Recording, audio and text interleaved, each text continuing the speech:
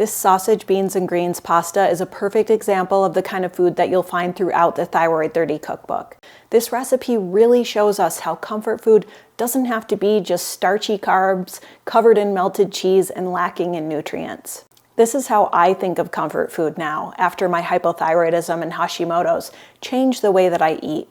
My family loves this one, especially the crispy garlic topping, and it's a great way to get some greens into my kiddo. So this is one of those recipes that I can pretty much make in my sleep, but it's also one that feels so good. You've got plenty of protein, lots of fiber from the beans and greens, simple flavors like garlic, lemon, and chili flakes that make this pop.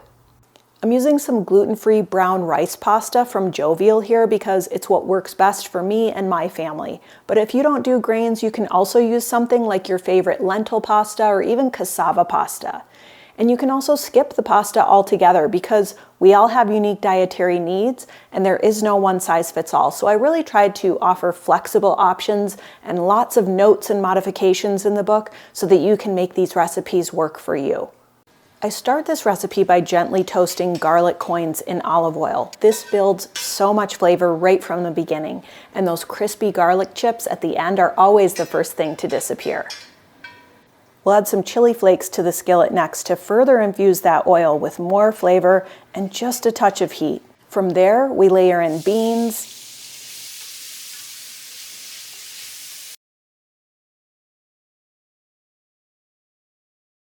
and greens. This is where the recipe really shines. You're getting protein, fiber, and lots of vegetables all in one dish.